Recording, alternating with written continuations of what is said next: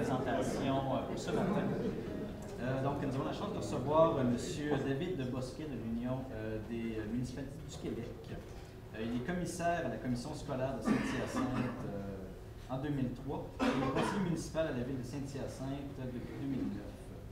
Très impliqué dans sa communauté, il siège sur différents conseils d'administration. Depuis 2009, à titre de président de l'Office municipal d'habitation de Saint-Hyacinthe et à la commission du patrimoine mascoutin de la MRC des Mascoutins. Depuis 2010 aussi, il œuvre à titre de trésorier et membre du conseil d'administration du Centre d'histoire de Saint-Hyacinthe. Finalement, depuis 2012, il est membre du conseil d'administration et président de la commission des jeunes élus et élus de l'Union des municipalités du Québec. Donc, sans plus tarder, M. Bosquet. Merci beaucoup, Mesdames, Messieurs, chers membres de l'Association de géomatique municipale du Québec. Monsieur Belair, êtes-vous encore dans la salle, le président? Je vous salue, mais je pense qu'il l'a quitté. Monsieur Boilard, directeur général, ça me fait plaisir d'être avec vous ce matin pour vous présenter le livre blanc municipal. Il est clair que je le fais au nom de M. Éric Forêt, qui est notre président à l'Union des municipalités du Québec.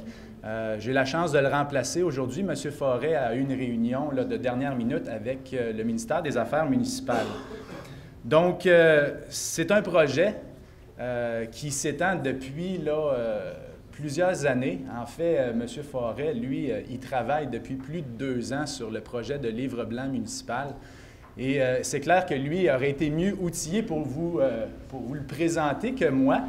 Mais je vais essayer de faire mon possible pour que vous puissiez vraiment comprendre la réalité du monde municipal actuel et vous présenter aussi le contenu du livre blanc qui, nous, les municipalités, on souhaite que ça puisse faire une différence, ça puisse faire évoluer le monde municipal pour lui permettre de répondre aux défis de demain. Donc, c'est un petit peu ce qu'est le monde municipal. Et en guise d'introduction, j'aimerais vous partager quelques citations venant d'acteurs importants du monde municipal pour vous montrer que, en fait, les municipalités, ce n'est pas uniquement ce qu'on voit en ce moment à la commission Charbonneau. C'est autre chose et il y a quelque chose de positif aussi dans le monde municipal et surtout auprès de certains élus. Et je voudrais commencer cette présentation-là en vous partageant la vision de certains élus. Je trouve que c'est une belle vision qu'on peut retrouver au sein de différentes municipalités à travers le Québec. Donc là, c'est là que vous êtes tous des experts en informatique et en technologie. On va voir si ça fonctionne bien. Donc, première citation que j'aimerais vous présenter, c'est celle de Mme Francine Ruet-Jutras, mairesse de Drummondville, qui dit « La municipalité, c'est quoi? Bien, premier lieu d'appartenance et d'expression de la citoyenneté. Les municipalités sont un creuset de développement social, culturel et économique. Ouvertes sur le monde, elles sont aussi des incubateurs d'innovation et de création. C'est au niveau local que se vivent d'abord les grands changements de société. Pour faire face à leurs nouvelles responsabilités, les municipalités ont besoin de leviers additionnels. C'est par elles, en effet, que passe la croissance du Québec. » Une citation de la mairesse de Drummondville. Deuxième citation, « Ma ville, elle m'écoute, m'éclaire, me trace la voie, me permet de m'épanouir dans un milieu stimulant, dynamique et sécuritaire, et elle contribue à ma qualité de vie à travers mes âges. » Citation de Suzanne Roy, mairesse de la ville de Sainte-Julie et préfète de la MRC de Marguerite-Diouville. Troisième citation que j'aimerais vous présenter, celle de Marc Bureau, maire de la ville de Gatineau. Pour répondre aux besoins et aux désirs de leurs citoyennes et de leurs citoyens, les élus municipaux doivent édifier des villes durables, accueillantes, entreprenantes, inclusives et innovantes. Pour y arriver, ils doivent dès aujourd'hui planifier en toute transparence et avec leur population cette ville rêvée. Catherine Gosselin, membre de ma commission des jeunes élus et conseillère municipale à Donnacona, qu'est-ce qu'elle pense, elle, de la municipalité? Je rêve d'une ville plurielle et en mouvement, où les citoyens prennent un rôle actif dans le développement de leur milieu de vie. Une ville plus verte, construite pour tous et où automobiles et piétons partagent l'espace harmonieusement. Une ville au projet ambitieux et qui travaille de concert avec ses voisins.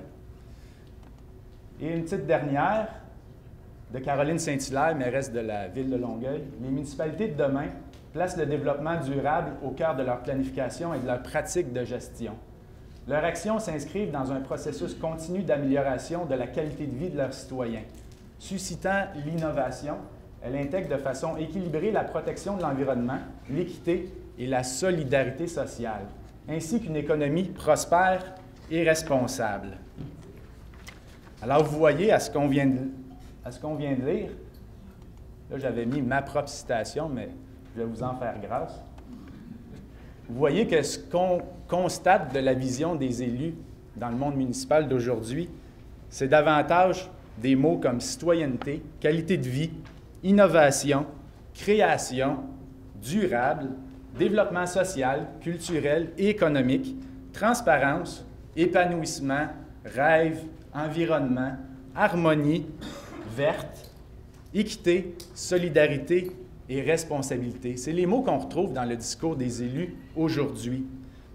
C'est des termes qui caractérisent la municipalité du 21e siècle et la volonté des élus d'aujourd'hui et de demain. Je pense qu'on se retrouve avec des mots comme ça à des années-lumière de la vision traditionnelle de la municipalité, qui était, je pense vous en doutez, sécurité publique, distribution de l'eau, égouts, déchets, rues, trottoirs. Dans la tête de bien des gens, la municipalité, c'est ça. Alors que je vous ai présenté le discours d'aujourd'hui, le discours de demain de la municipalité, c'est plus citoyenneté, création, innovation, développement économique, culturel, social, solidarité. On voit qu'il y a comme une incohérence entre le discours, la volonté des élus et le mode plus traditionnel de la municipalité. D'où l'origine du livre blanc municipal. La municipalité du 19e siècle, là, que je vous ai énuméré tantôt, dont je vous ai énuméré les caractéristiques, elle vient d'où cette municipalité-là? Elle vient d'un cadre législatif qui date en fait de l'année 1855, là, on remonte longtemps en arrière, avec l'acte des municipalités des chemins de fer du Bas-Canada. Puis ensuite, il y a eu la Constitution, l'acte de l'Amérique du Nord britannique, où là, les municipalités, c'est devenu quoi? C'est devenu des créatures qui dépendent totalement des provinces. Et à partir de ces grandes lois-là, il y a tout un cadre législatif qui s'est construit pour encadrer le monde municipal. En fait, là, la perception, puis c'est encore le cas aujourd'hui, la perception du monde municipal, c'est un réseau qui dépend du gouvernement du Québec. Donc, avec ce cadre-là, les municipalités se sont retrouvées à évoluer dans un monde où elles sont encadrées par plus de 80 lois différentes. Je peux vous en donner là, quelques exemples. Il y a bien sûr le Code municipal du Québec, la loi sur les cités et les villes, la loi sur la commission municipale, la loi sur l'aménagement et l'urbanisme, que vous connaissez certainement, la loi sur l'organisation territoriale municipale, des lois qui commencent à être de plus en plus compliquées, loi sur la fiscalité municipale, loi sur les dettes et les emprunts municipaux. Finalement, la toute dernière loi qui clarifie davantage, puis qui a comme initié une sorte d'évolution dans le monde municipal, c'est la loi sur les compétences municipales. Et dans cette loi-là, le gouvernement du Québec a énoncé certaines responsabilités des municipalités, dont la culture, les loisirs, les activités communautaires, les parcs, la production d'énergie et les systèmes communautaires de télécommunications, l'environnement. Cette loi-là mentionne que la municipalité a un certain rôle en environnement. La salubrité, les nuisances, la sécurité, les transports. Ça, c'est les modes plus traditionnels de la municipalité. Ça, c'est bien énuméré dans la loi sur les compétences municipales. Alors, aujourd'hui, les municipalités, c'est des entités qui, toujours, dépendent du gouvernement, sont toujours encadrées par le gouvernement du Québec. Ça, c'est le contexte actuellement dans lequel on se retrouve. L'autre contexte, j'en ai parlé un petit peu tantôt, là, mais c'est tous les problèmes d'éthique qu'on vit actuellement.